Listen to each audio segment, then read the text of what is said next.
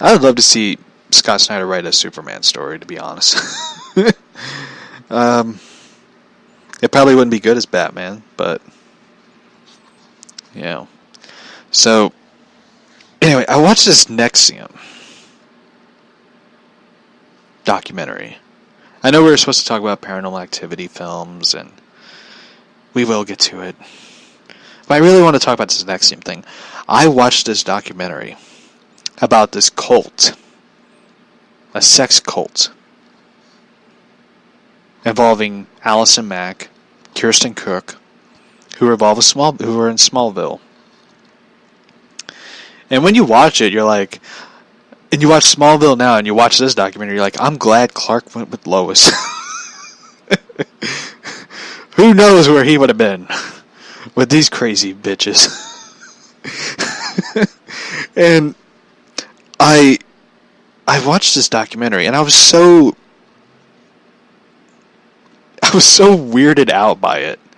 I was like watching this going like, it's hard to believe I watched this show and I thought this actress was pretty, and she is a crazy fucking bitch. Branding people. Forcing them to have sex with this ugly looking motherfucker. I was so fucking weirded out by this documentary that I just thought, like, if I ever went to Hollywood, I would not go there. If I had to go there, I would be getting out. I'd be like, I gotta get out of this crazy ass state. Taxes are high, gas is high, people are batshit fucking crazy. I gotta get out of this place. But it was in New York. I was thinking, like, another place to avoid. And it was so crazy. I sat through this documentary, and I was fascinated with it. I was just like hearing the story, and they made a Lifetime movie of it, and I was like looking for the movie. I was like, I gotta watch this movie, and it wasn't on demand. I was like, fuck. So I sat through this documentary film, and they got Zod on there, Kalen Blue, who played General Zod, who did a good job, by the way. And he was like, I was part of NXIVM. I was like, shit, they got Zod. And I was just so appalled by this. And people, like, this whole documentary, they're talking about Keith Raniere, who is the leader of the sex cult, who was like the only guy that all the women had to fuck to get enlightenment. I'm thinking, like, shit, Scientology, you just had to pay $1,000, $2,000, $5,000, $3,000, $4,000, $500,000 to get enlightenment. Instead, the women who want to get enlightenment and understand everything, they had to fuck this dude. And you're looking at this dude, and you're like, what woman would want to touch you? And I'm sitting through this whole documentary going like, no wonder they didn't bring her back for the final season. Her and Lana, they were fucking insane. And I'm sure somewhere Tom Welling's like, we are not bringing these back. We do not want them. And I love how him and Michael Rosenbaum talked about it on his podcast, Michael Rosenbaum's podcast. And I remember hearing it, and I was like, I want to see the video, because they do video podcasts and stuff. And they just really look like, the way they sounded, like, they didn't really want to talk about her. They didn't want to address her. They didn't even want to say her name. Because they probably were like, it's hard to believe we hanged out with this bitch on set. And this entire, like,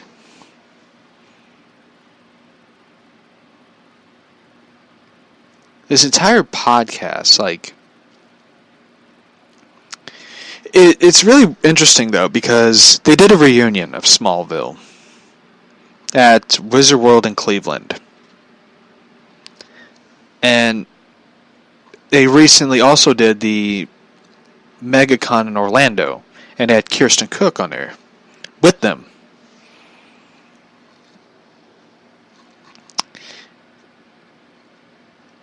And they got like the Orlando one. I gotta play the Orlando one because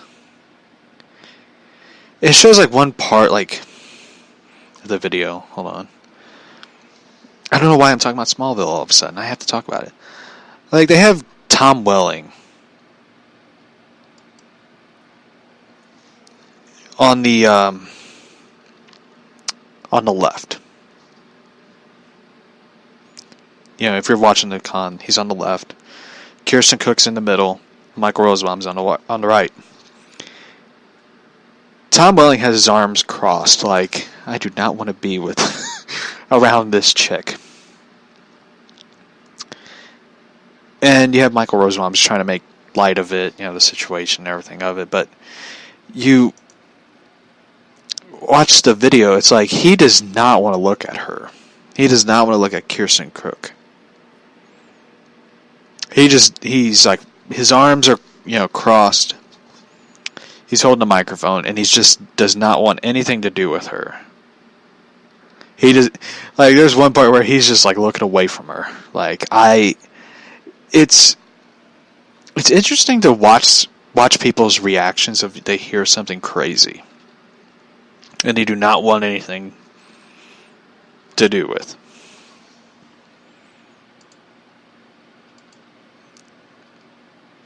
Like, there's one moment where Rosenbaum, Cook, and they lift their arms up, like, cheering, and Tom Welling's just sitting there like, I want to get off this fucking stage.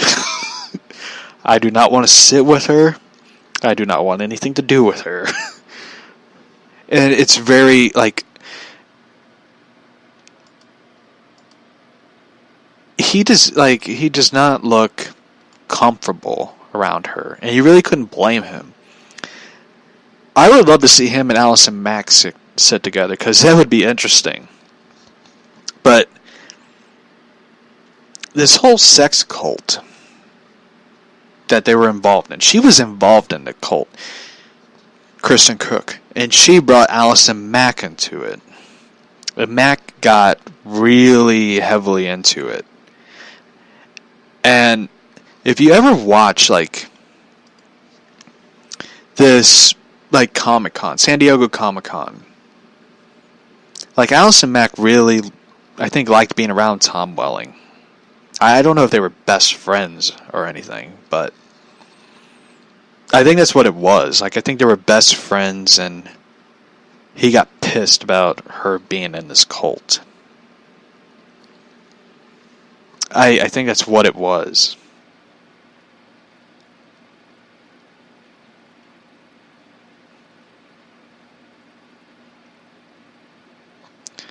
It's kind of sad, though.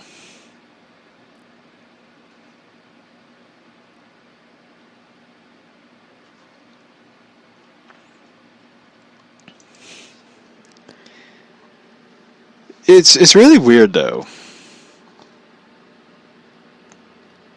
When I heard about the Nexium thing, the whole crazy thing, because I was a big Smallville fan. I loved that fucking show.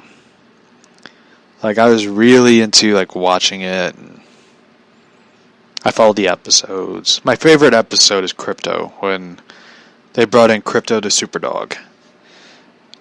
And I love the moment where, in the show, Lois is allergic to dogs. And Clark is like, let's keep him. Because at the time, like, in the show, Lois was living with the Kents because she didn't have no place to live and all that. And her and Clark sort of butted heads, like they didn't get along. They had an attraction, but they didn't get along with each other. And Clark is sleeping out in the barn because Lois has his bedroom.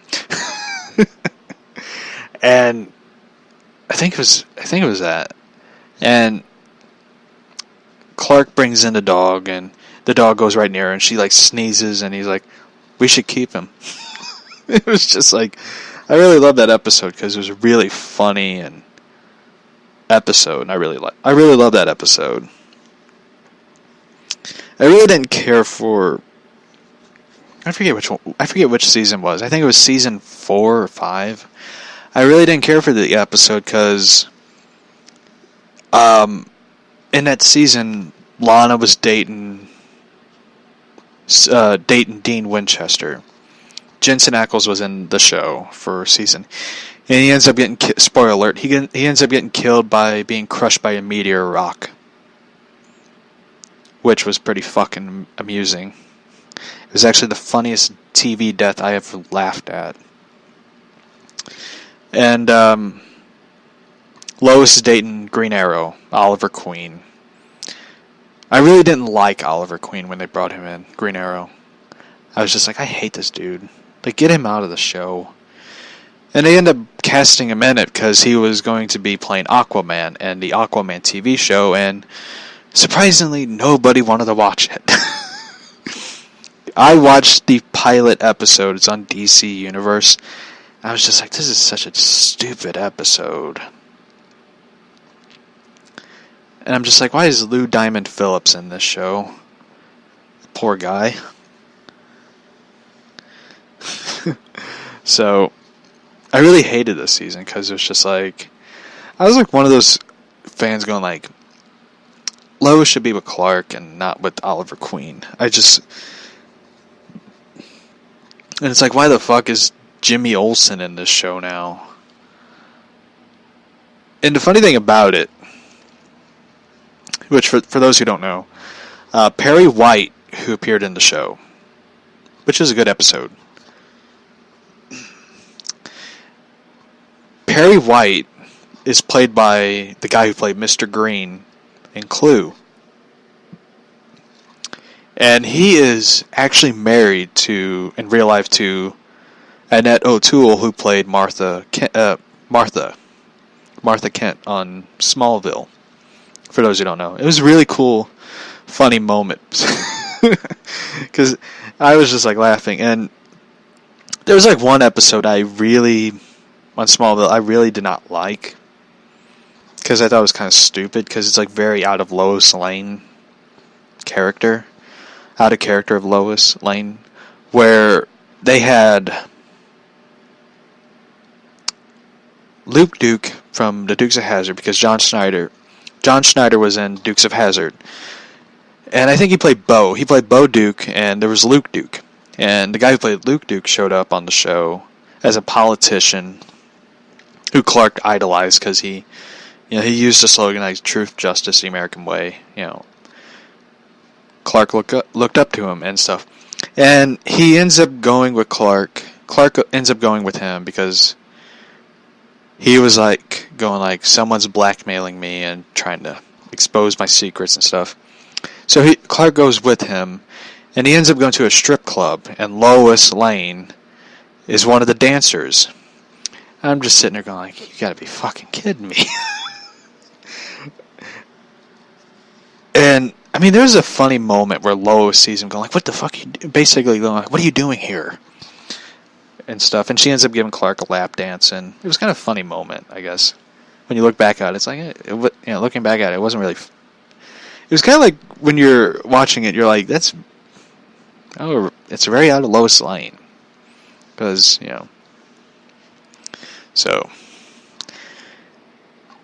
But it was really like a funny, crazy moment in the show. So anyway, I gotta hear about this one. Michael Rosenbaum talking about Allison Mack's Nexium thing. Rosenbaum. I don't know if this is too touchy, but what's the deal? On the set of Smallville show that used to get on with Allison. Remember they busted a man who was running Agape or something? An organization or something. No. There's always, because there's a lot of those. those. Whatever. I didn't listen Right. to it. I just remember thinking, it sounds a little culty. I'm not. That's not for me. I don't know. And I just never thought about it. But it never. She never. Sorry, this is the first time I've actually talked about it. But I felt like it was such a shock to hear all these things. I just didn't believe it. Right. It's like somebody said, "Hey, your brother killed somebody." You're like, "No, he didn't. I know my brother. He wouldn't kill anybody." Right. So very to me, bizarre. seeing this is So he kind